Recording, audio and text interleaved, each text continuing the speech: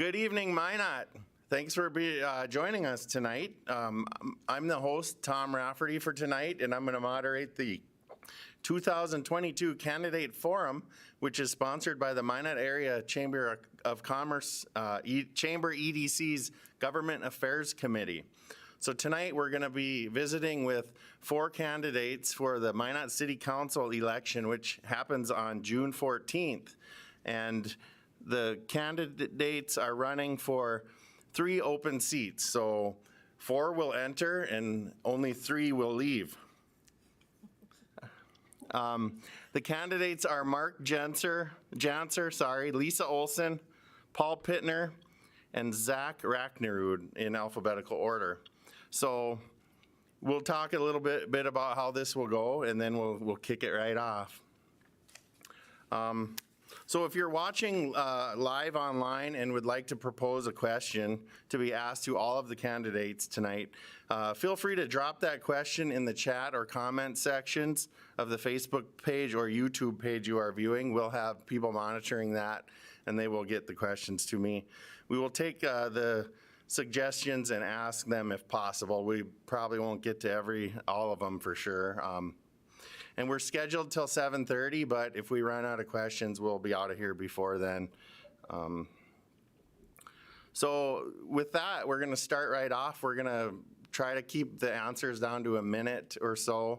We'll start out with each candidate. I'll start on the left, my left here, and take 1 minute to introduce yourself and tell us why you're running for the Minot City Council. So Lisa, we'll start with you. Yeah, thank you, Tom. Just a brief introduction of who I am. My name is Lisa Olson. I've been a citizen of Minot for 36 years. I'm an alumnus of Minot State University, earning both my bachelor's and master's degree from Minot State. I'm married with 3 adult children and 7 grandchildren. I currently serve as the state president of DKG, which is an international organization for key women educators, and we are present in 14 different countries around the globe. I'm a member of Our Redeemer's Church. I'm a retired teacher and school administrator, spending 30 years in education, and I retired last spring. And the reason that I'm here tonight is that I am currently serving on Minot City Council. I've served for 12 years. Currently, I am the City Council president, and I'm hoping to be reelected for 4 more years. Okay, thank you. Mark. Thank you, Tom. And thank you to Minot Area EDC and the city for having this forum tonight. So I've been a resident of Minot since 1977, and I'm also running for re-election to the City Council. It's my hope to continue to serve the citizens of Minot for another 4 years. Minot is a community in the very best sense of the word, and if I'm reelected, I will continue to work to limit taxes because government should take care of essential needs and not every want. I think that we have to be efficient in providing essential city services, where in many cases we're literally the only game in town, starting with police and fire and going on to the other things that the city does. And then there are a number of projects that I would like to see to completion during this next term, many of them flood-related and also NAWS and a number of the NDR grant projects. So I hope to be reelected and continue to serve the citizens of Minot. Thank you. Thank you. Zach, it's your turn. Thanks, Tom. My name is Zach Raknerud. I've been a resident of Minot since 2016. I live here in Minot with my wife, Heather, who's a teacher at the Dakota Boys and Girls Ranch. Last year, we purchased our first home here in Minot, and we live there with our 2 foster children who keep us busy. Here in Minot, I work as a sales manager in the area. Your mic. Sorry. Never use these, so. Can I start from the top since my mic wasn't on, or should I? Okay. Yeah. So I'm Zach Raknerud. I lived in Minot since 2016. I live with my wife, Heather, who's a teacher at the Dakota Boys and Girls Ranch. I'm a sales manager here in Minot, and I'm running for city council because I've grown to love this community of Minot, and I look out at all the opportunities that we have here coming up, and I want to be a voice on the council that is open, engaged, and somebody who is willing to change their mind, who's willing to try new things, and to continue to make our community a great place to live. So as we go tonight, I'm excited to talk about some of the specific issues that we face as a city, and I hope that I can earn your vote and support on June 14th. Thank you. Thanks, Zach. Paul, you're up. Okay, thanks, Tom.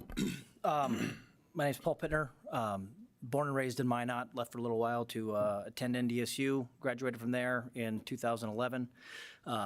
Live here with my wife and our 4 small children. A small business owner since I moved back in 2012 to the Minot area. I ran 4 years ago because I felt like I had something to contribute. I don't feel like my job is done on council. I feel like there's still a lot of opportunity out there for our community. I feel like there's a lot of benchmarks we can clear, not only in flood control and NAWS and some of the projects that have been cited, but to make Minot a more strategic place, a more strategic community, a place that's open for business, that supports our residents, that supports our small businesses, invests in Minot. And I think we need to do a better job of that because we can always do a better job. Not that we're doing a poor job now, but we can always get better, and we should never be complacent as a community. We should never say, well, that's how we've done it, or we haven't had it that way in the past. We should always be open and working towards efficiencies and new ideas and investment in our community for everyone that lives, works, and plays in our community. So that's why I'm up here for council. Thank you. So we'll get into questions, and I'll start with Lisa, and then the second question I'll kind of alternate, so you're not always the last person answering the question and such. We'll start out with kind of a basic generic question. Lisa, what are your highest priorities for the next 4 years if you were to be elected? Well, I think top on my list is completion of the NDR projects. We were awarded a $78 million grant. We've been fortunate to receive 2 extensions on the expenditure of that grant, but there are projects that are near and dear to my heart, and I want to see them completed. 2 of the most important for me are the CTE and the moving of City Council chamber, well, the entire City Hall, I guess I should say. And along with that comes more flood control. We've met some milestones along the way, but I think seeing that move along further is very important to our community. We know that we are behind the ball on infrastructure, and I think that putting a focus on that, particularly our streets, our roads, is going to be very important because our citizens need and deserve that. So, thank you. Okay, Mark. I think that in the next 4 years, I would hope to see NAWS completed. We are headed towards that completion after really more than a decade of struggle with that project, and it will be good to see that come to a completion and be getting an adequate supply of good water from Lake Sakakawea, and that will help our entire area in terms of having a guaranteed water supply. Fire Station 5 is very important. We need to get that completed, as well as the completion of the Tyler ERP project that we're installing to make ourselves more efficient in terms of the systems that the city is using. So those are a couple of things. I would certainly agree with Lisa about the NDR projects, though that deadline has moved out a little bit, but we still have to focus on them. So thank you. Thank you. Zach. So over the next 4 years, Minot has a lot of opportunities upcoming. We have to look at the redevelopment of downtown with the moving of Trinity Hospital, developing the areas around Trinity Hospital, looking at how we handle things post as the flood project continues to develop. And my priorities as a member of the council is to be somebody who advocates for responsible use of the policies that we implement in council, whether that's tax increment financing and mechanisms of that sort. And my priority is to ensure that as a council, we're being collaborative with the proper bodies that we interact with, whether that be the Ward County Commission or that be the state legislature here in North Dakota. I think it's very important that our council is open and engaged with all parties that are involved in all parts of the process, because here in Minot, there's a lot that's going to be happening in the next 4 years, and I think it's very important that we maintain the relationships that we need to get these things done. Thank you. Paul?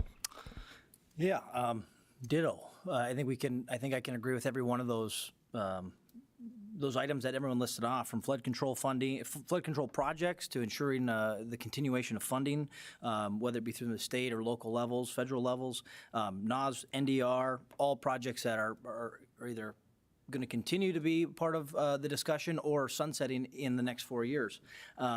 But I think beyond that too, Minot has to keep working, and I'll echo the word collaborative. We have to be collaborative with the county, with the school board, holding the line in the budget like we did, pretty close to the line in the budget with a school bond issue. That is economic development. That is developing our community. Trinity was cited. That to me, that is the elephant in the room. That is one of the biggest challenges and biggest hurdles that we have to collaboratively work on, whether it be with the county or Trinity itself or us as city leaders and city.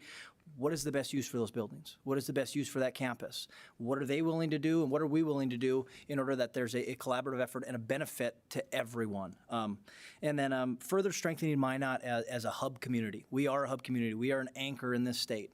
And we have to pound our chests and be proud of who we are, and really advertise that we're open for business and that we're a great place to live, work, and play. And we have to be cheerleaders for this community, everybody. We're always going to have naysayers. I get it. There's always going to be somebody that complains, but we have to work through that noise with a collaborative effort and make sure that we're holding Minot up. So those are my items. Thanks, Paul. So actually, we'll start. We'll have Mark do the first reply on this next question. Then the next question will be Zach. We'll do it that way to try to be fair for everybody. So we'll get into some kind of issues some of you have already mentioned, and kind of current events, I guess you would say. So Mark, in the news there's been talk about tax increment financing, specifically for the M building downtown. Do you support TIF in general, and specifically, do you support it for the Big M building? Why or why not? Okay. Tax increment financing is a tool that is available to use a tax deferment to allow a project to proceed which otherwise probably wouldn't be feasible. So each project has to be judged on its own merit, and it's a tool that we have had available to us for probably the better part of a decade since we passed the ordinance that provided for it. And we haven't used it up until the Blue on Broadway project, where that developer put in a block of city street and received a tax increment financing to do that. So this project, the M building, would be the second time that the city had used a TIF. I am still looking at that, but in general, I think that it is something that I can support, because you have a blighted, derelict structure that in the short term, if left to need to be demolished, that's going to have to be a cost to the county or the city. And so I believe that the opportunity to utilize this TIF as a tool to make possible a project where that building can be turned into a tax-producing property is very worthwhile, and so I'm inclined to support it. Okay, and I think Mark used almost 2 minutes, so you can all feel free to have 2 minutes. So Zach, go ahead. I would echo a lot of what Mark was saying about the state of the building and how important it is to the landscape of Minot. When we're looking at a tool like tax increment financing, I think it's a very innovative tool and one that we really should consider using in situations like this because especially when we talk about the future of downtown Minot and the area surrounding, this building is going to be very important. And if we're able to use this tool to redevelop it into something positive for the community, that's generally something I would absolutely support.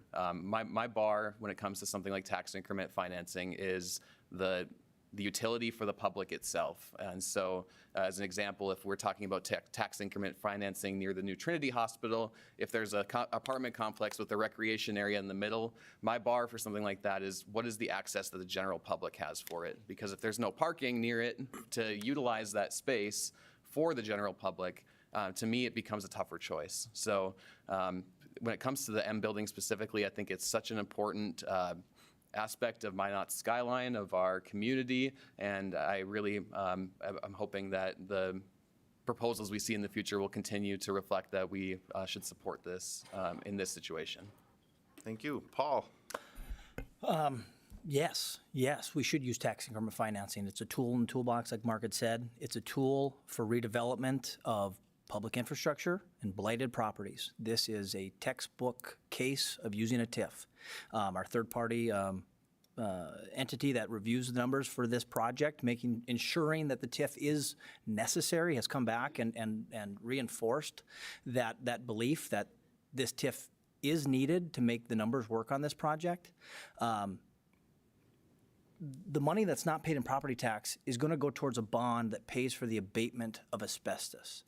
So what happens, and again, let's look at this from two alternatives. We can support the TIF, be open for business, get money from outside entities, developers, local dollars that people are investing in a company like this and projects like that, and get it into Minot to a property that's going to be generating about $30,000 a year. We can defer that, still gain that $30,000 a year for 20 years, and then get a windfall of taxes in the neighborhood of $200,000 to $250,000 a year. So you're going to make all of that money that you're not going to be collecting in the first year back on the tax roll in 20 years. And I get it, 20 years is a long time. When I think of that, I always think of my kids. My daughter's going to be 26. What was I doing at 26? It'd be a long time. So I get it, that it's a long time for people to wait, but what's the alternative? We let the building further deteriorate. The county ends up paying, coming back to the county, we end up paying, I think the number that was cited by Engineer was in the neighborhood of $6 million to destroy the property. And then what do we have? We've got a parking lot downtown. That's not generating property tax. That's not generating sales tax dollars from commercial properties that would go in on the main floor and second floor of the building like they're proposing. There wouldn't be people living downtown, using businesses downtown. Again, for me, this is a no-brainer. This is a slam dunk textbook way to use a TIF.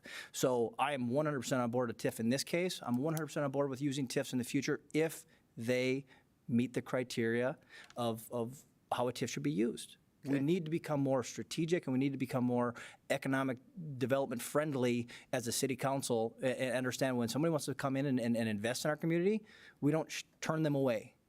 We should have an open for business sign on the city of Minot. Okay, thanks, Paul. Lisa?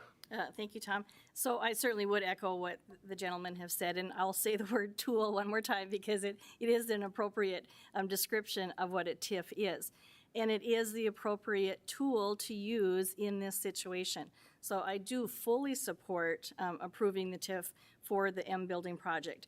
The numbers make sense. The numbers have been vetted by our city staff, by an outside firm. We believe that it can work, and getting that building back on board in downtown Minot is so important. We've already made other infrastructure investments. Business owners have made investments in downtown. It's time to see this building back. And, you know, I was thinking as I was kind of preparing some notes for this evening, a lot of what I want to say, a lot of my message is we need to celebrate what we're doing in Minot. We need to take care of Minot. But in this situation, I think we can also look to other parts of the state and know that TIFs work. We're not the first city to attempt to use this tool. We've seen it be successful in the eastern part of the state, and I believe that it can be successful here. As far as other TIF projects, I would agree with the gentleman as well, too. We need to see the project, we need to see the numbers, and make sure that it is a good fit for our community. Thank you. Okay. We'll start with Zach on this one. What would you like to see done with the funding from the sales tax penny that's currently going towards NAS funding? So what would you like to see happen to that once the NAS project is completed in maybe a year or two? And then as a second question, would you support reinstating the community facilities fund from sales tax dollars? Okay. So this, the long completion of NAS is something we've been long awaiting, and I think it's an exciting time that we can finally really talk about, like, what do we do moving forward with something like this? And I think that we have, as a council, have to have all options on the table, and we have to really discuss precisely and exactly what would be a responsible use of a significant funding source like that. We do also have to really account for the, perceptions of what people in Minot want. And I think it's really important as a council member that we be open and engaged with all stakeholders in the community when it comes to an issue as significant as this. I'm not going to sit up here and give a specific, project that I think that this should go to at a certain point, but I think it's important that, and I can commit as a member of the council that I would take in the thoughts and feedback of everybody from city employees to citizens of the community to business leaders in the community to really figure out what we can do once this long-awaited project is finally completed and this valuable resource comes back into the purview of the council. Thank you. Once again, I don't know if this 1 minute is long enough, so I'm gonna allow more time. You use about 1.5 minutes, so Paul, go ahead. So when NAS sunsets, yeah, we're going to have some dollars to reassign to other projects. Yes, I would be in favor of looking at community facilities, having something, having some sort of guidelines set in place on what these, a grant program essentially is what we're talking about for community partners that can apply for dollars to get some of these projects across the board, because that's investing back in our community. That's making facilities better. That's getting people that are coming to Minot, we're showcasing it, and we're investing it in ourselves. So yes, I would be in favor of that. Economic development, I've pounded the table for economic development. We have partners in the community that do economic development, yes, but the city does have a role. And we can all work together collaboratively, and we can all pull in the same direction, which I think we are doing, and we're trying to make our community better. So I think getting more tools in the toolbox for the city so that we can be responsive and receptive to businesses and community partners when it comes to economic development. Some of the programs that have, when I first got on council, real quickly, I proposed an ordinance change diverting some of the sales tax dollars to economic development. And we've seen a lot of, whether it be the facade improvement program, the retail coach that's coming to Minot, that they are our sponsor. They are taking us as a community and advertising us to businesses to come invest in Minot, which we will see benefits of that. There are resources that we can tap into as a city so that we can lessen the burden, whether it be on property tax or by getting more investment into the city of Minot. So yes, I'm excited to have those conversations if I'm still in council when NAS is completed. Thank you. Lisa? Well, it's interesting thinking about that money, because many years ago when I was first elected, the voters in Minot approved the funding for community facilities. They diverted the money from NAS and put it into community facilities. And I had the great fortune of chairing that committee for a number of years. And we did make some really great investments in the community.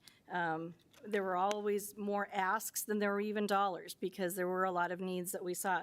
So it was nice to see that. But we also saw the other side of that, that once we had to start funding NAS, we hadn't planned accordingly. And our citizens saw an incredible tax increase for 2 years.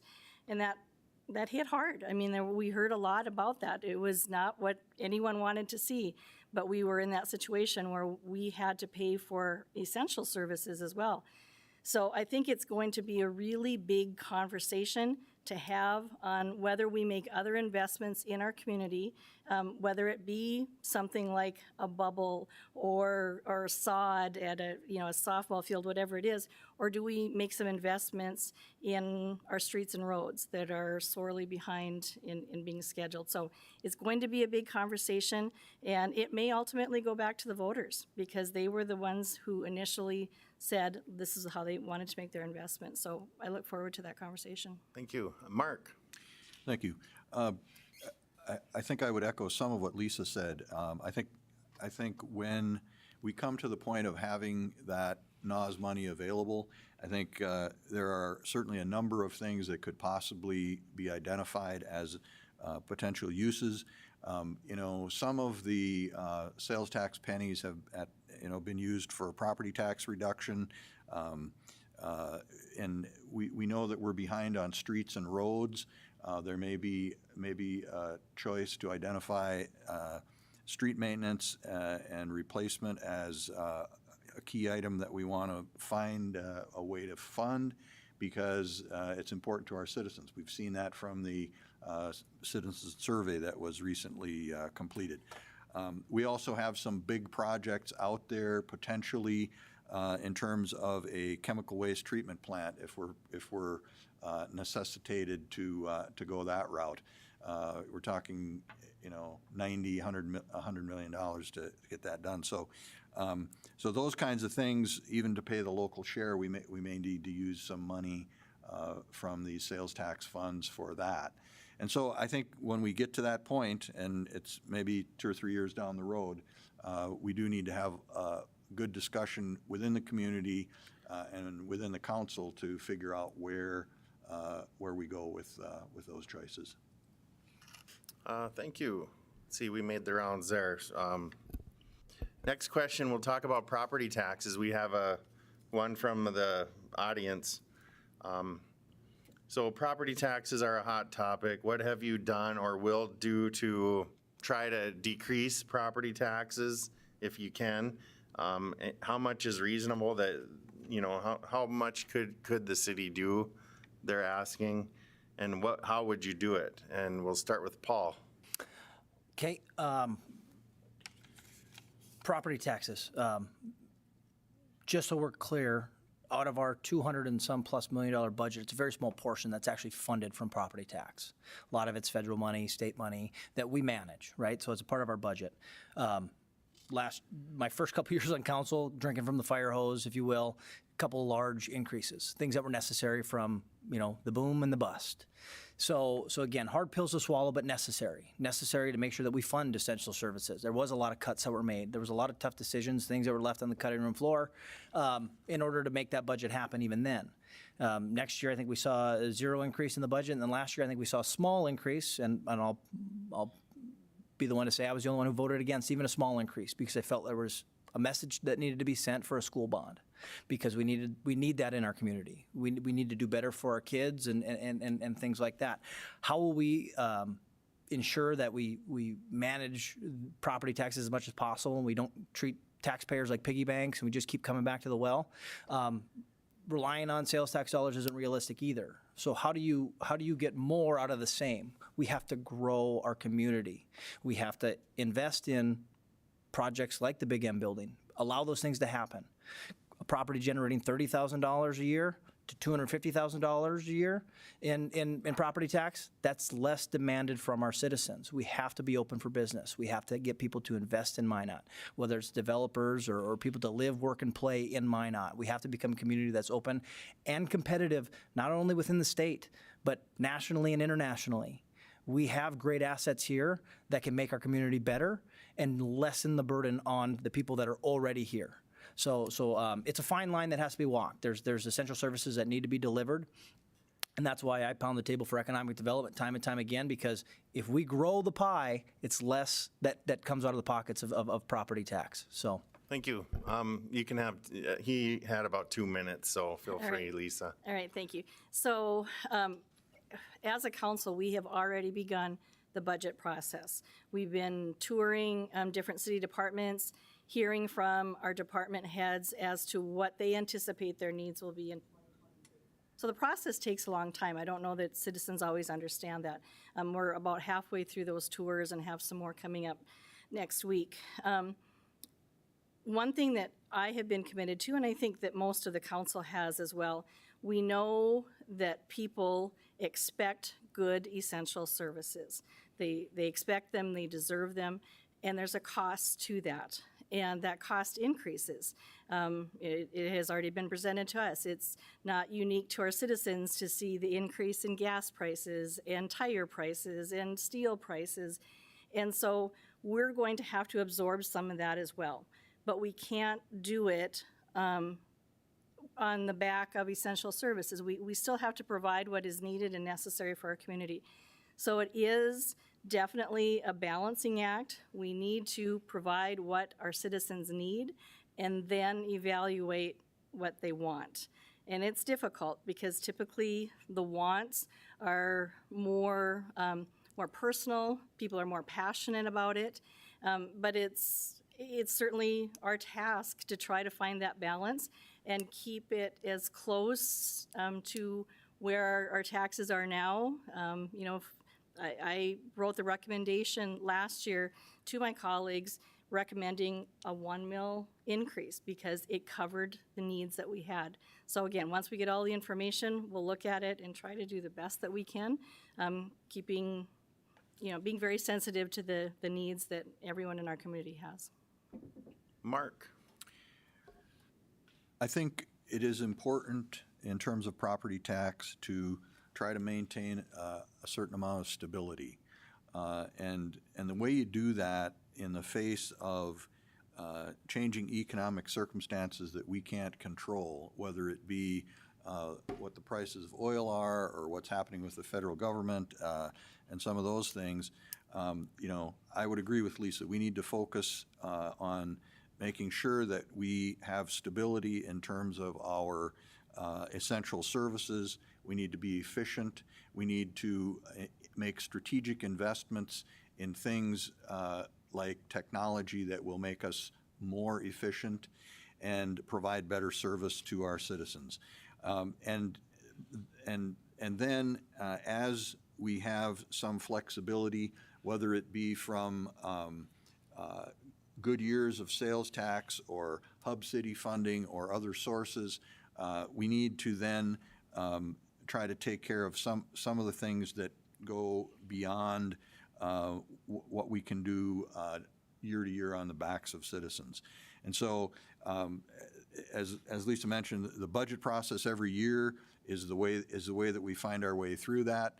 Certainly, we get needs presented to us, desires from the department heads, and we have to sort through that and make sure that we're measuring those things against what we have to do in terms of essential services, and then what we can do to use the rest of the money to move some other projects forward.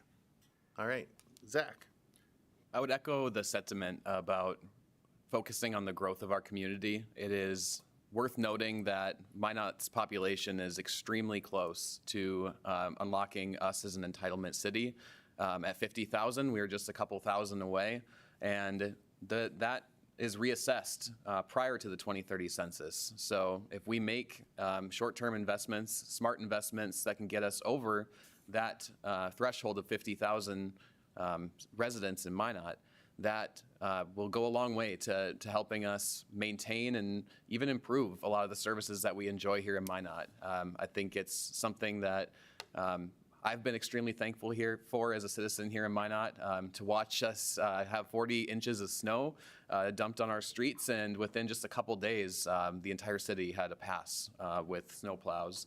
And that and the amazing officers I've interacted with in law enforcement, the list goes on and on for the amount of services that we get to enjoy here in Minot. And I think if we make smart decisions, and if we also advocate for our city at the state level and with all those appropriate partners, we can continue to make the investments we need to make and keep property tax in our minds, because it is very important. Okay, thank you. Let's see, we're back to Lisa, right? Yes. Sorry, I got a couple things going on here.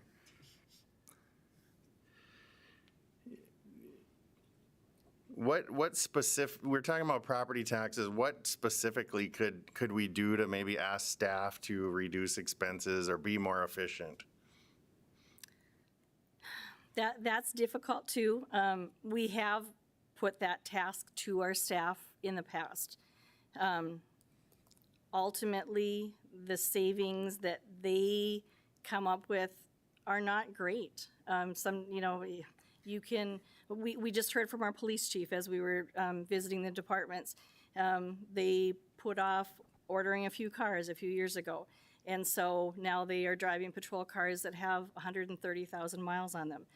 That's not what you want for a patrol car that is, a necessary vehicle. So, and you're certainly not going to save much money in cutting back on office supplies or something like that. So in the end, it typically comes down to reducing staff or holding off on giving increases to staff. I've seen both of those happen, and they've had disastrous effects. A few years ago, it was decided at the council level, and I did vote in opposition to this, but it was decided that we would forego raises for our staff for 6 months, and we had the highest turnover rate that we'd had in a very, very long time. So I don't think that the responsibility can be put on staff to find those cuts. I think that it needs to come in projects more likely. But again, as far as staff coming up with some savings, I don't think that they're going to be significant. All right, Mark. In most cases, when you're looking for things to cut, it's very difficult to find things across the board. And so, what we try to do in the budget process is to look at each department, each program, and ask questions about how we're doing things, what we're actually getting accomplished, and does it pay to continue that? When we're looking for hundreds of thousands of dollars to try to reduce property tax a little bit to every house in the community, say 1 mil, we're looking for a couple $100,000. You have to almost stop doing some things in order to find that kind of money.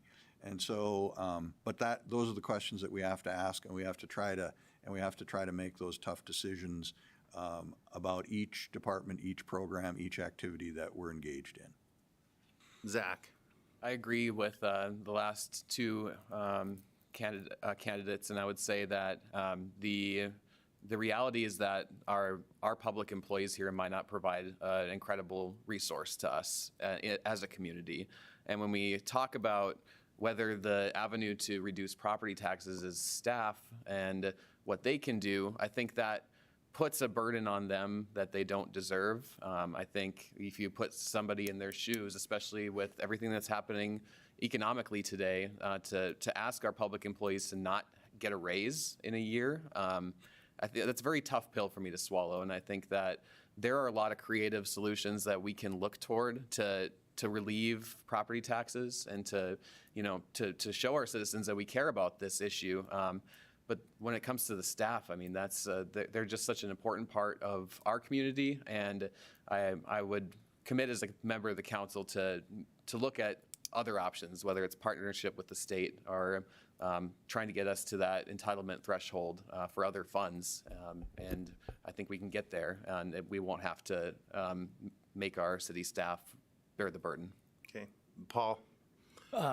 Yeah, I think we can all agree that, and I wasn't on the council at the time, but when raises were deferred and then property taxes go up, you actually got a pay decrease.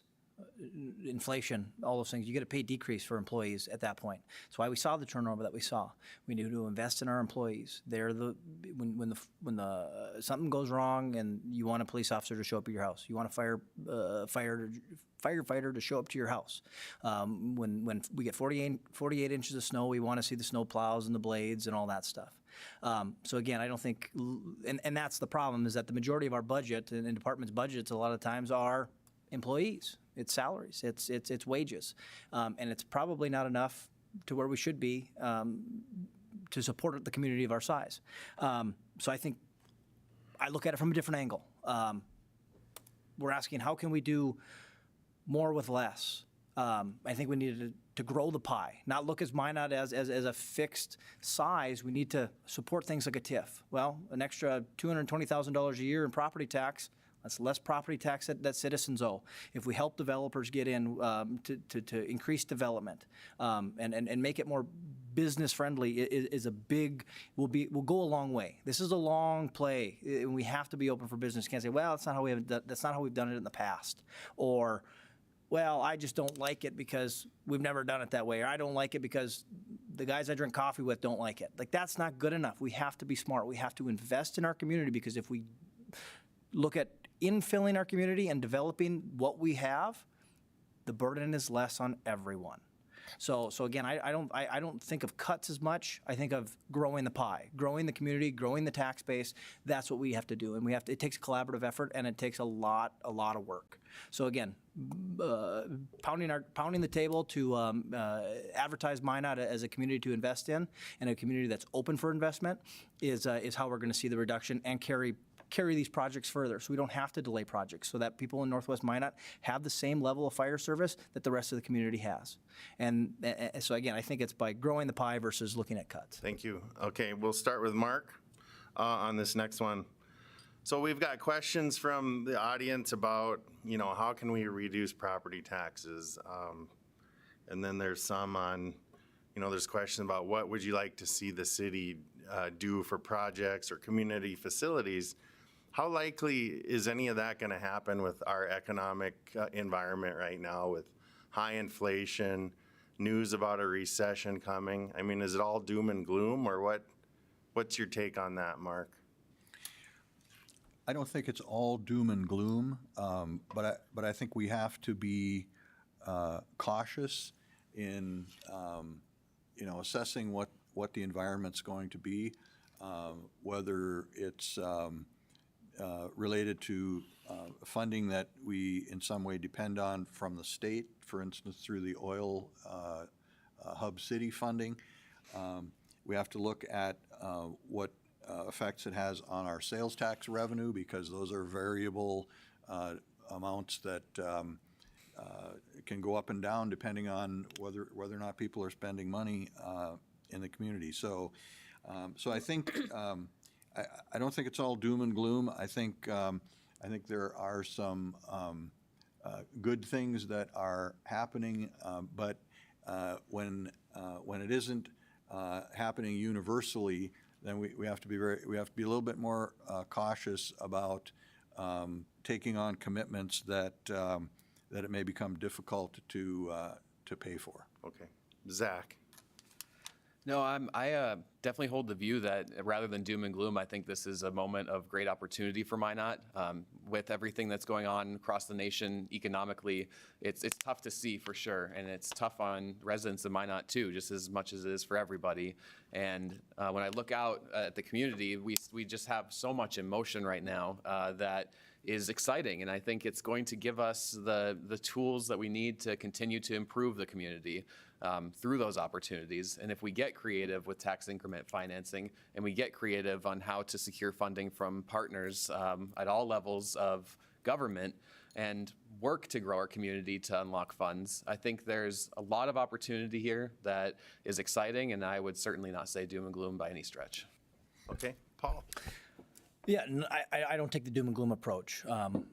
The world's gonna move whether we're moving or not, whether we're investing or not. And when I talk about economic development and investing, I'm not talking about property tax dollars. I just want to make sure that that's clear. I'm talking about sales tax dollars. When people come and they invest in our community and they purchase things in our community, and business owners are supported, we take that money, we reinvest in our community to support our community. A couple years ago, it was voted to not move forward with the retaining wall project and the fire station. And what did we see? We saw an exponential growth in those projects and cost. when we could have taken that money and invested in those projects, put contractors to work in our community, put small businesses to work in our community, and spread that money and invest back into our community. So again, I don't take the doom and gloom approach at all. I think now, again, is a time when we have flood control moving, to make sure that there's extracurricular activities, parks, walking paths, bike paths to connect our community and make our community more user-friendly and pedestrian-friendly and more of a recreation, and view the river as an asset versus an obstacle or a threat. So again, no doom and gloom here for me. Again, are there challenges? Do we have to be mindful? Do we have to be diligent with tax dollars? Absolutely. But we can't sit on our hands and just hope nothing bad happens. We have to forge ahead, and we have to be strong, and we have to be strategic in our investments. Okay. Lisa? Yeah, thank you. So I was thinking the same thing that Paul mentioned. We sat up here, I believe, late March, early April of 2020, when everything looked bad. There was a lot of doom and gloom at that time. And we did defer the projects that Paul mentioned, the retaining wall and Fire Station 5. And that was a mistake. I will say I voted against that as well, but it was a mistake, and it is costing us more. Those projects are under construction now, but they're costing our people a lot more money. And so we do have to look at making further investments into our community, and we need to see ourselves as that hub of Northwest North Dakota, because bringing people in, whether it's for recreational activities, for retail activities, for medical services, whatever it is, we are that hub for all of Northwest North Dakota. And each time that those people come in, they're bringing extra dollars in, which helps lighten the load. So I think that's the focus that we should be taking. Thank you. We'll start with Zach on this next one. Do you see any gaps in public service that need to be filled, or what would maybe be the highest priority for just services here in Minot? Yeah, when we talk about the gaps, I think a lot of it boils down to the attraction and retention of quality talent. I've had the privilege and pleasure to go to the Minot Police Department Citizens Academy, and they talk a lot about those challenges that they face because of those situations, and how there's 8 vacancies right now. And it's tough sledding right now when we talk about services that are understaffed. That's simply just less people doing the work. And so looking at the future, I mean, we have to really ensure that the quality of the service doesn't drop as a result. And to do that, we're gonna have to make wise but sound decisions to really attract that talent and to retain that talent, because a lot of cost goes into training and to get somebody into a role. Whereas if we just keep them in the role and keep them as a loving member of our community, I think that's ultimately what will help save us money in the future too. Paul? Tom, could you repeat the question real quick? Are there any gaps that you see in public service in Minot? What would be a priority to improve for services that the city provides? Okay, thanks. Essential services. We did a community survey not too long ago. Roads was a big one. Improving roads, infrastructure, walkability, more paths, more trails, more things to enjoy outdoors. Obviously, our nice season in North Dakota, our summer season, I think we lost spring. I'm going to just chalk that up as a loss. So we've got summer, we've got maybe fall, maybe. So again, making sure that our roads are good, our paths are good. Talent, absolutely. Retaining talent, tapping into the workforce, baby boom shortages. This is something that's been coming for a long time. So we have to make sure when we get people, we are able to keep people and keep that talent in-house. Otherwise, we don't want to be a farm system for the Fargos, for the Bismarcks, for the Minneapolises. We want to be able to make sure that we have a product here that is enough for people, that they don't need to leave. They don't need to go experience other things. Essential services, another one that's coming up that I've had questions about in the past. It's moving forward, but recycling. If we're going to do it, we have to make sure we do it right. And we have to make sure that it's the best fit for what citizens can bear, what citizens want. So being receptive to those things and being open-minded along the process. So again, it's moving forward. I'm supportive of it at this point. And again, so I think just being diligent with those projects through all phases, the planning and the execution and the final wrap-up phases. So, okay, Lisa. Well, I would certainly echo drawing in good employees and maintaining those employees, keeping them. We know that there's a cost that comes with that. They expect and deserve to be paid equitably. They expect, good benefits to go along with that. They expect retirement. And so those are things that always have to be considered. So I think that that's important. In times of need, say if we get 48 inches of snow, people will say we don't have enough employees working in public works, or we don't have enough equipment to move snow. I think that those are few and far enough between that we don't put a huge focus on them, but we have to be cognizant of the fact that we do live in North Dakota and it does snow. And so in those events, we need to have plans in place to keep our community rolling as quickly as it can. Certainly recycling, I think that that is important. And I guess the issue that we probably haven't talked about much, and we're seeing improvement, but there's still a need for LMI housing. And we've made some investments through the NDR funding to provide LMI housing, but as soon as it's built, it's filled up, and we know that there is still a need. So I think that that would be another area that we'd be looking at. Okay, Mark? Thank you. I tend to agree with some of what has been said by the other folks. Paul's comments on recycling.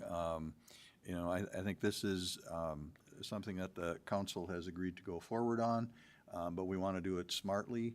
We want to make sure that we are implementing a program that is going to be sustainable and that is going to be within the cost parameters that we've identified. Looking forward to seeing that added to the services that we're providing. I'm also very optimistic about what I see as the upcoming opening of the new hospital. I think there are some gaps in some of the services that are offered, some of the mental health services. We have still a good deal of problems with drug addiction and some of those kinds of things. And so I'm hopeful that the community will see some of those kind of services expanded as Trinity moves into their new facility. Thank you. The next question, we'll start with Paul. And this one came online. We're going to switch gears here a little bit. So they're asking about the Ann Street Bridge. So they want to know each candidate's stance on spending the money to replace the Ann Street Bridge. So Paul. Okay. Ann Street Bridge. Am I in favor of spending $5 million to replace the Ann Street Bridge? No. Am I in favor of leaving a project and being forward-thinking that if we ever wanted to have an access over the railroad tracks, we need to have a project earmarked in our CIP? I don't think anyone on this council is in favor of spending $5 million for a bridge, a walking bridge. $1 million, $2 million, I don't know. But I'm not in favor of it. Am I in favor of saying when we design flood control, we wanted to design it in a way that if we ever did want to build a bridge, we don't have to. We absolutely do not have to. But if we wanted to, we have that option. Yes, I'm in favor of being forward-thinking. I'm in favor of leaving the door open that if there was federal dollars that were identified, state dollars that were identified, or if over a number of years the city saved money up to build a bridge, that they could do that via sales tax dollars or hub city funding or whatever it might be, not on property tax. But we have to be forward-thinking. We have to be receptive to the idea, and otherwise we're going to run into a problem. If we say, you know what, we're done growing on the south side of town. If we would have said that a long time ago and we capped our infrastructure and we never kept it open to that, we'd be in a world of hurt. We have to be responsive. We have to be responsible and say, let's leave the door open. So in order to do that, we have to leave it in the CIP, and it may never happen. But you know what? It's a decision that's not going to be made in the next 4 years. It's not going to be made in the next probably 8 years. But if my kid ever gets on council, he'll have the option to build a bridge if the funding becomes available. So. Okay, Lisa. Well, I think we first need to clarify that there's the Ann Street Bridge and there is a proposed new pedestrian bridge. So we're talking about two bridges. For a long time, we talked about the actual Ann Street Bridge. And I think with the information that we have now, we are fairly certain that the Ann Street Bridge will come down. So the next question then is, do we consider a proposed new pedestrian bridge, which, came with a price tag of, the area of $5 million? No, I would never, ever vote to approve a pedestrian bridge for $5 million. I think that we've made investments in the area. When Broadway Bridge did not have pedestrian access, I could see the need for a bridge similar to the Ann Street Bridge. We've made a big investment, along with our state partners and federal partners, in creating a nice pedestrian walkway across that area. So I think that if we are going to make that investment, it should be made somewhere else. I don't think that having parallel bridges as close as they would be makes good financial sense. Okay. Mark? This discussion has changed from a save the bridge discussion for $1.5 million or so to the St. Anne Street Bridge is being taken out by the flood control project, and a new pedestrian bridge, which would be a completely different design and would not span the entire length that the current or derelict bridge spans, would be about $5.5 million.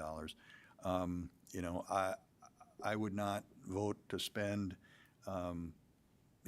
millions of dollars to put in an additional pedestrian bridge. I don't believe that it's essential infrastructure, and I think that we could probably spend those kinds of dollars more effectively for pedestrian activity in some other way. Okay. Zach?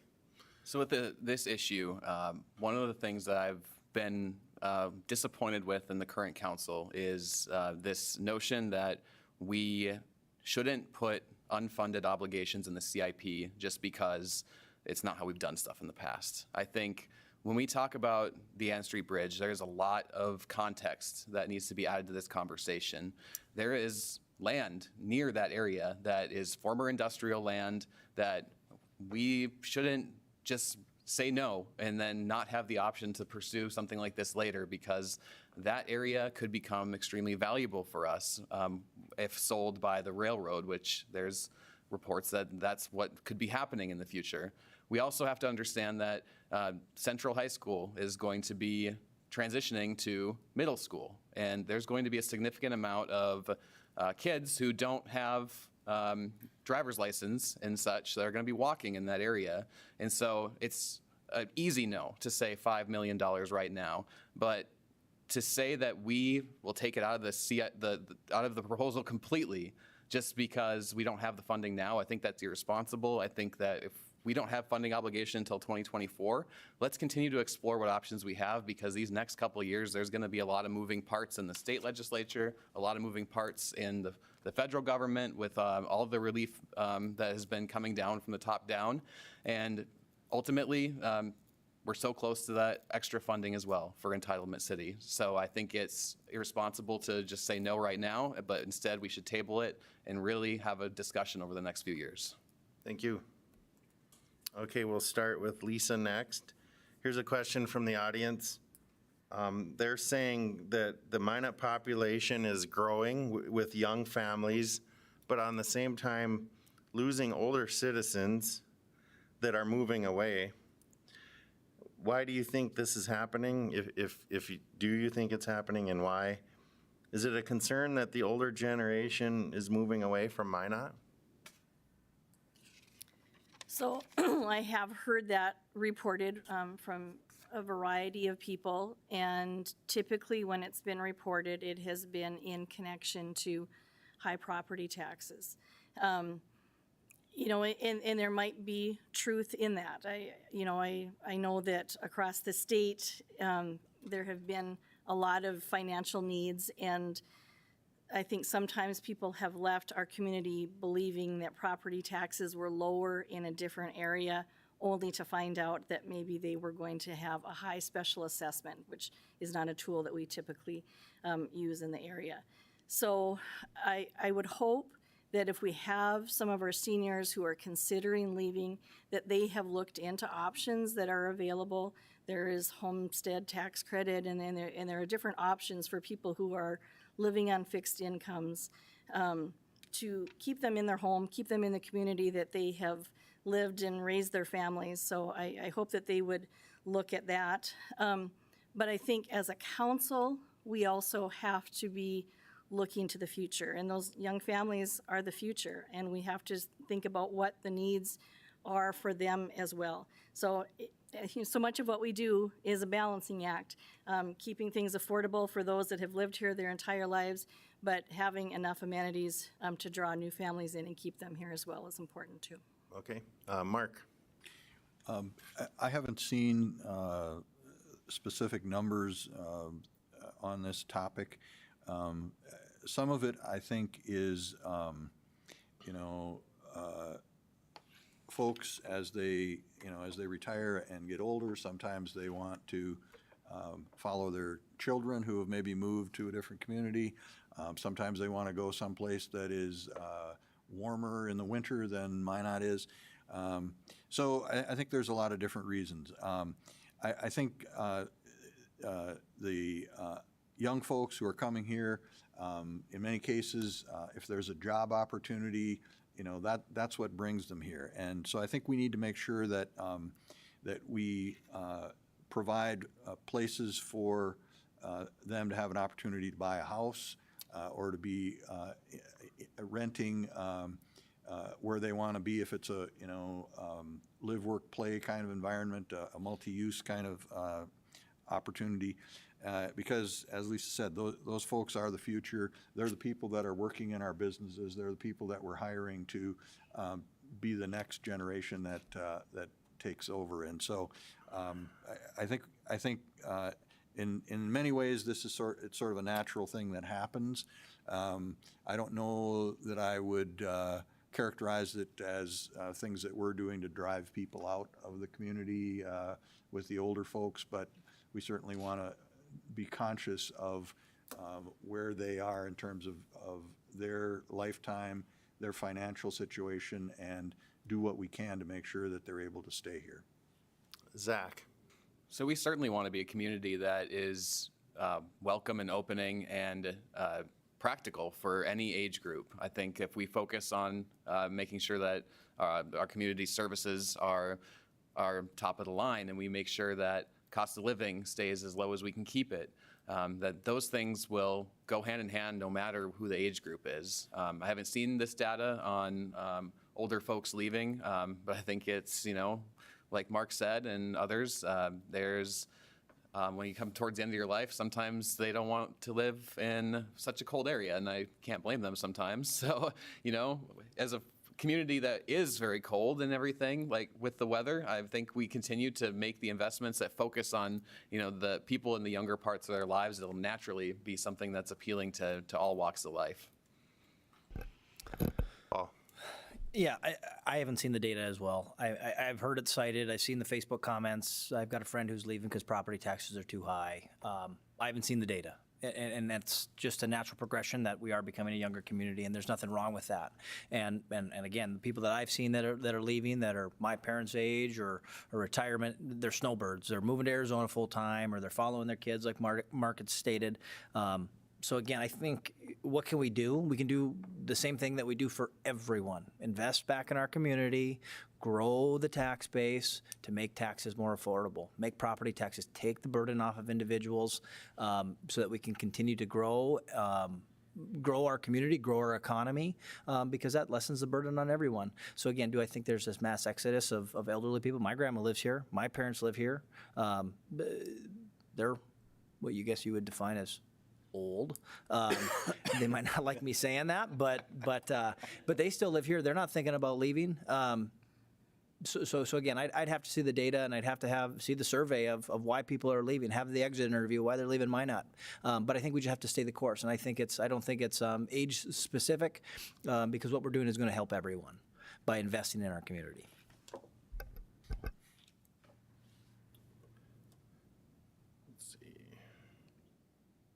Okay, so we made our rounds on that one. When people say we want our community to be business friendly, what does that mean to you? And we'll start with Mark. Well, I think a business-friendly community is one where when an entrepreneur or a business that's moving here needs to take care of whatever it is that they're doing to open their business, that the path be clear and straight, and that they get assistance to get to yes in a direct and clean way. There's nothing more frustrating than working to open a business and running into bureaucracy and roadblocks and things that you don't understand or that nobody seems to be able to explain to you to deal with a catch-22. And so it boils down to customer-friendly attitudes on the part of city staff, and I think we've made a lot of progress in that regard, both with developers and with businesses who are just trying to do a remodel or just trying to work through an expansion. So I think we're on the right path there, but I think there's always more that we can do. Certainly some of the automation and technology that we're implementing will make some of those things easier, make them more available online and more accessible. And so I think some of that will help as we get into that part of the process. Okay. Zach? To me, when I think of how would a council be the most pro-business, it boils down to being innovative in a time when there's a lot of change going on.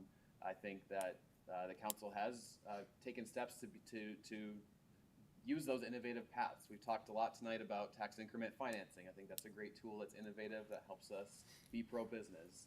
There's also other areas like Renaissance zones.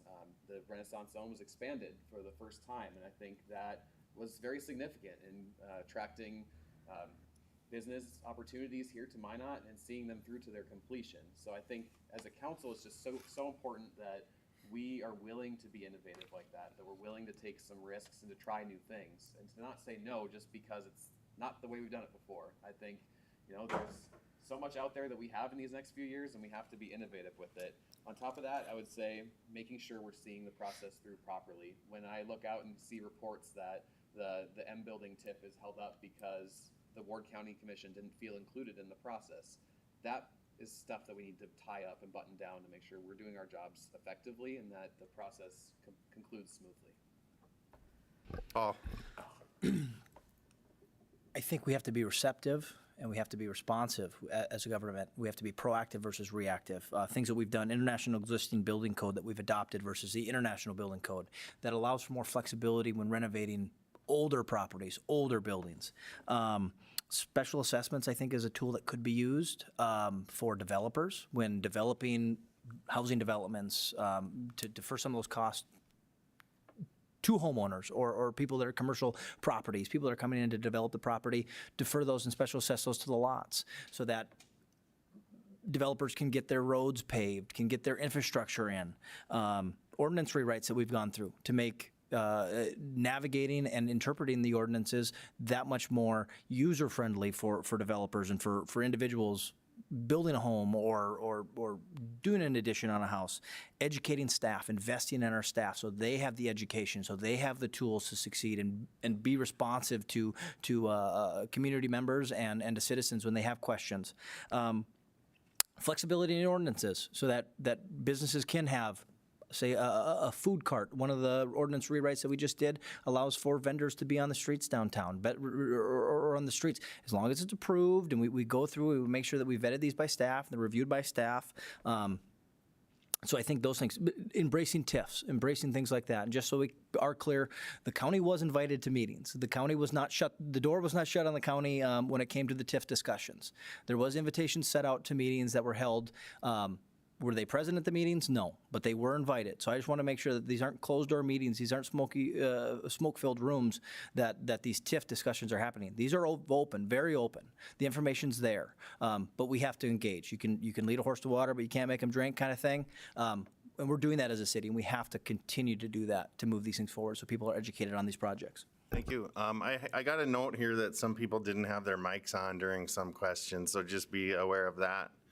Lisa, you're next. All right. Well, I think first we have to celebrate the fact that we are appearing to be business friendly. I noticed on the MAC EDC website that there were 51 ribbon cuttings last year. One a week, one new business a week, that's something to applaud. That's, that's great to hear from Minot. Much of what the council has to do is stay out of the way. We had some ordinances that were in place a number of years ago that were not business friendly, and they were restricting, and they were time consuming, and we've cleaned those up. We've made them more business friendly. We have an incredible planning staff that is helpful, that is not only looking for new businesses to come in, but helps people within our community start their own businesses. We've invested in the facade improvement plan. We've hired the retail coach. We're doing a lot on this end to see new businesses, again, whether they're from out of state or they're in our own community. We've made those investments to see them get started and hopefully be successful. Thank you. All right, next question, we'll start with Zach. If there were one kind of big, let me find this again, big wish list item that the city directly manages that you could accomplish in the near future, what would it be? That's a really good question. It's when we talk about all the development that's going on in Minot right now, I think it's an exciting time. As far as what a wish list for the council would be, I think my number one wish list would have to be that we're able to use our resources effectively in the sense of staff. I think that is a big challenge right now across all areas of our city. I have had the opportunity, like I mentioned, to speak about the law enforcement vacancies is huge. And looking out across all of the, whether it's public works or whether it's parks, et cetera, I think we need to, really take a good look at what we can do in those areas. And that would probably be my number one wish list if I were to pick one. Paul? I think flood control. It's got to be flood control for me. It's going to be it's a generational project. It's going to be here for long after I'm gone, long after we're all gone. It's going to be here. It's going to be part of our economy. It's going to be part of our infrastructure. It's going to be maintenance. It's going to be still a lot of funding that needs to be identified for projects, designing that has to be done. It's going to be on the table even after these 4 years of this term are up. So again, if we could expedite that and wrap that up and wrap up, I don't want to say the headache, but the headaches that come along with it and planning something like that and designing something like that, implementing things like that, the construction interruptions that come with it. If we can get past that and really focus back on our community and I'll say, quote unquote, the fun things, not that flood control isn't fun, but if we can get back to investing in our community rather than protecting it from a flood, I think would be exciting. All right, Lisa. I'm going to have two wishes. The first one certainly would be completed flood protection. And as Paul mentioned, it's still a number of years out, but we do need to celebrate the milestones that we've met, the safety measures that we have put in place for many of the people that live in the valley, and a sense of safety and protection for people. I mean, those first few years after the flood, a lot of people had a lot of anxiety related to all that had occurred. And so I think that we're improving on that. But to see that project complete, that will be a big thing. I think this has been mentioned in some other meetings that we attended, and I'm sensing it again as we've dealt with a few issues. I think that we need improved communication between taxing authorities and agencies that are in Minot or in the area, and that we're in the business of helping people. We do have a liaison committee that I chair and Mark sits on as well. We meet quarterly. We have some lighter discussions, but we don't have the robust discussions that we need to have. And I think those robust discussions would include school board, park board, county commission, our area legislators.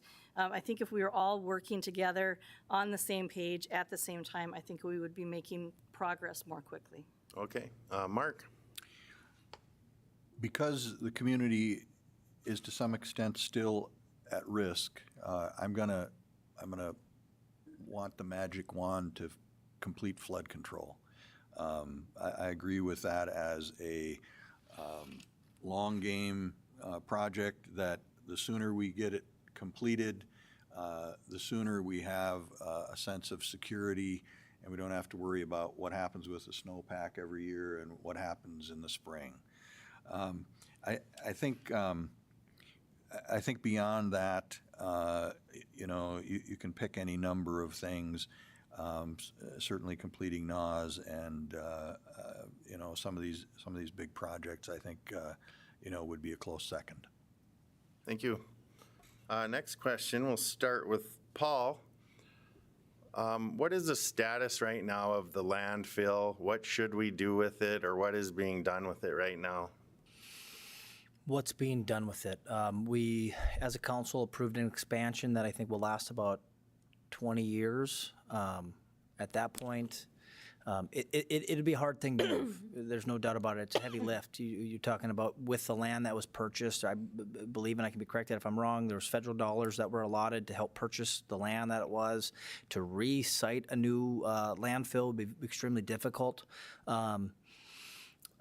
I voted against staying where it is. I believe if we were to plan a community out, the landfill wouldn't be where it is. The trunk infrastructure that's been in place in Southwest Minot when it was developed out by the YMCA, 37th Avenue, there was planned development out there. There was a lot of planned development.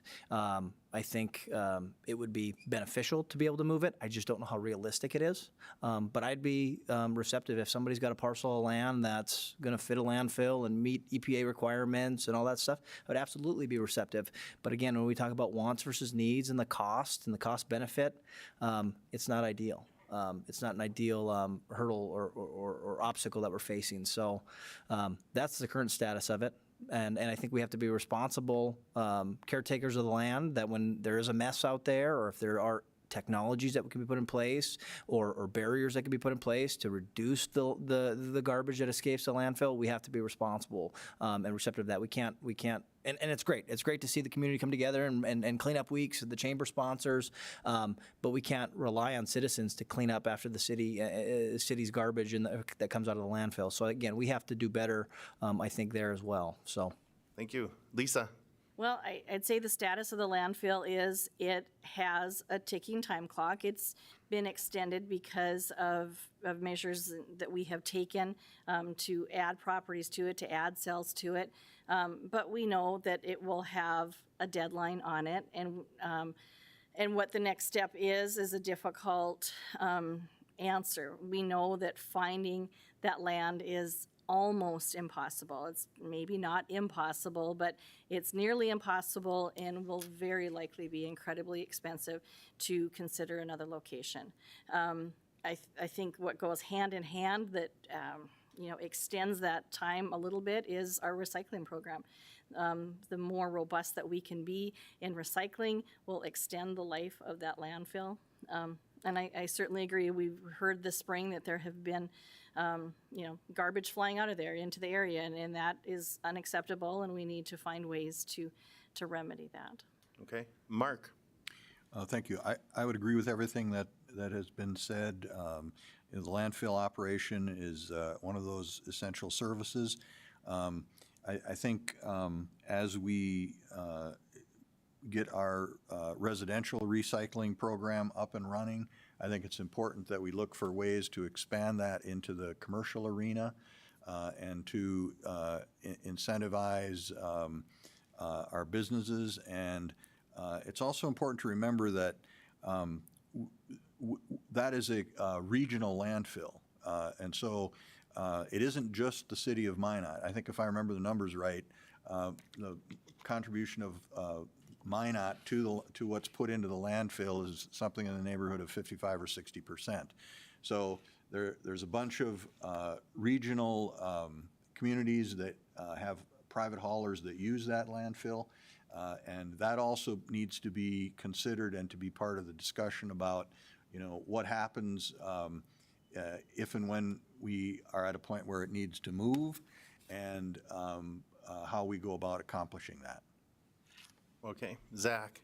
The landfill is one of those issues that's very interesting because it's so vital, and then dealing with it is also so expensive. I think the analogy of the ticking time bomb is something that's very apt in this situation.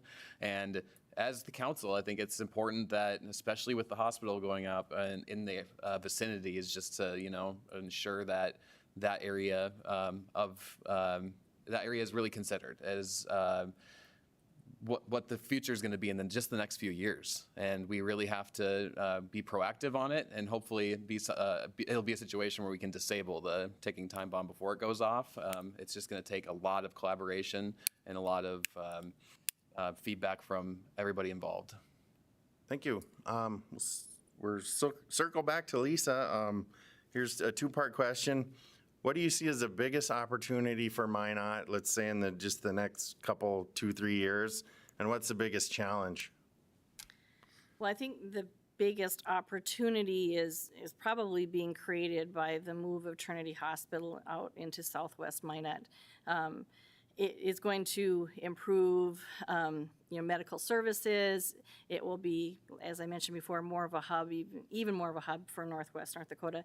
We're going to see building out there. We already are. We're seeing homes come up. We're seeing businesses. So I think that will be an exciting area to watch. And the biggest challenge probably kind of circles back to the conversations we were having earlier, and that is to create balanced budgets that provide the services that people want at a cost that they feel is acceptable. Okay, Mark? I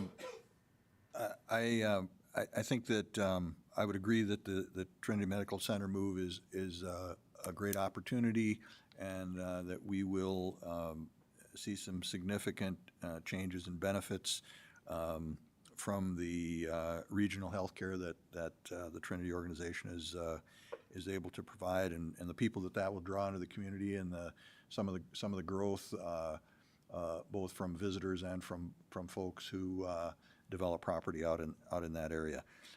I think that in terms of challenges, I think workforce is going to continue to be a significant issue that we have to grapple with, and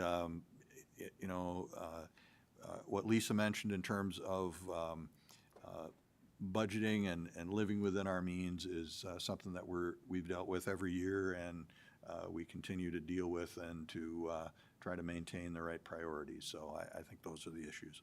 Okay, Zach? I have to agree with Mark and Lisa on the Trinity Hospital being the opportunity I'm most excited for. And just to provide another bit of context to it, I think it's also downtown's future because of the Trinity vacating the area. At this point, we don't know exactly which buildings are going to be vacated specifically, but I think we have a good idea of at least the hospital itself, and so that's going to be another great opportunity for the city.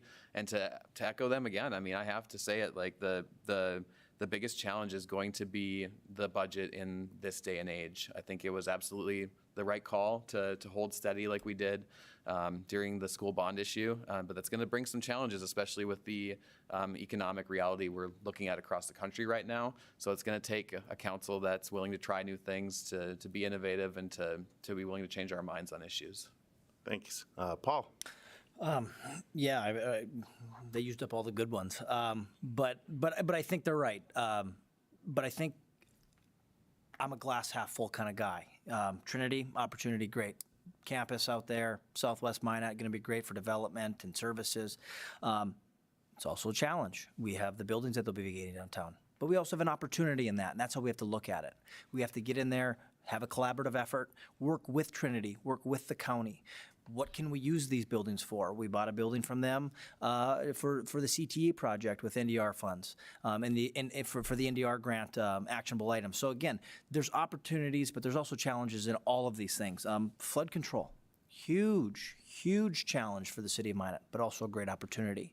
Great opportunity to connect Minot from east to west, north to south to have the connectivity and the recreation and the services that can be provided with it. And we have to look at those things. We can't just say this is a challenge and how do we just get through it? We have to be mindful as we go through these things. Workplace retention, unemployment, baby boomers, people retiring. How are we going to staff the city of Minot? How are we going to recruit good talent that's going to work, live, and play in here in Minot for a long time?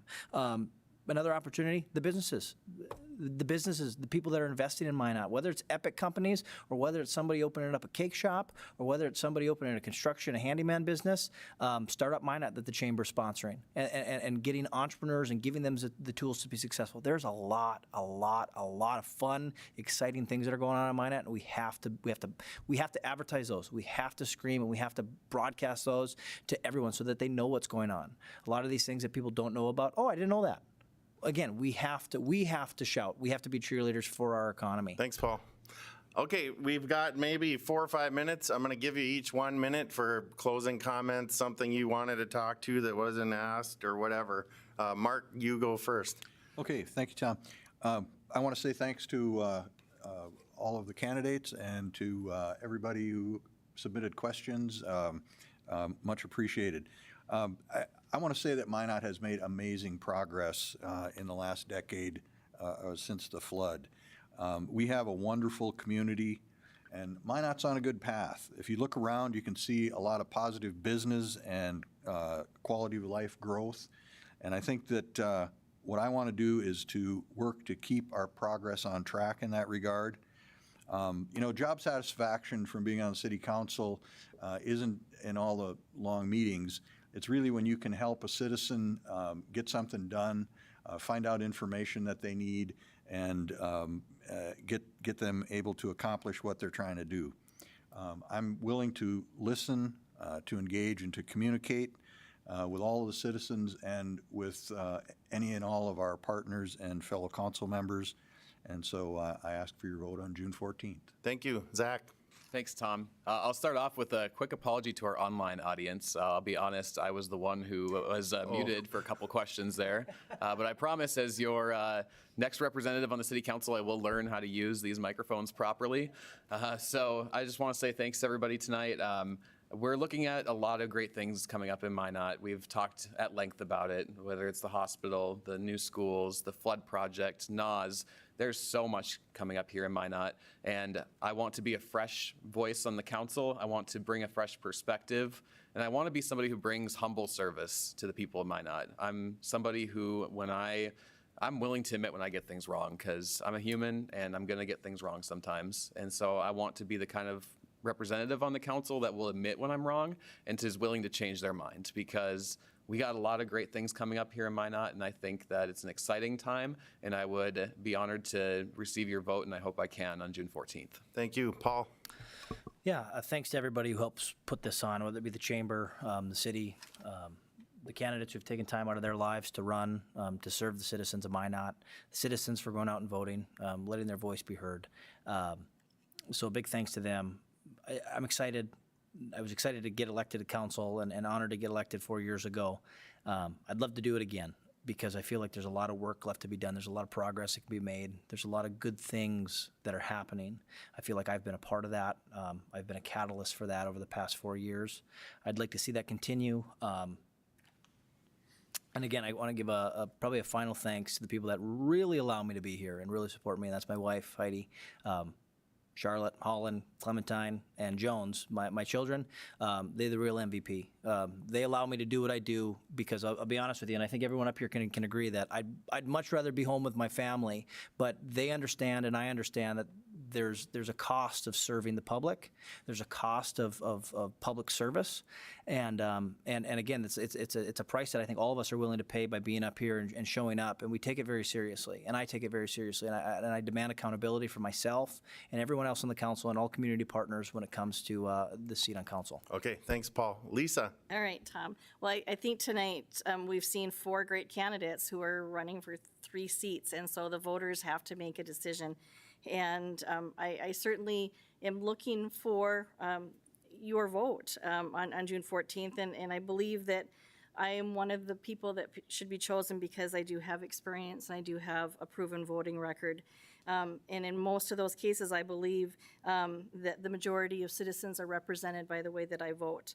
I'm invested in a few projects that need to be seen through to completion. I'm approachable, which oftentimes women will call me and they'll say, I can't believe you answered your phone. And I said, well, you called. I want to hear what you want to say. So I think I'm especially responsive to women's issues. Along with that, I would guarantee 4 more years of female representation on the city council. I now have the time to fully commit to doing this job very well. I don't feel that I back away from difficult conversations, and I believe that I still have a purpose in serving the citizens of Minot. Thank you. Well, thank you. I want to give a special thanks to all the candidates. I know it's not just an easy decision to put yourself out there. So thank you very much. I want to thank all the in-person audience and the online audience. And with that, we will be adjourned.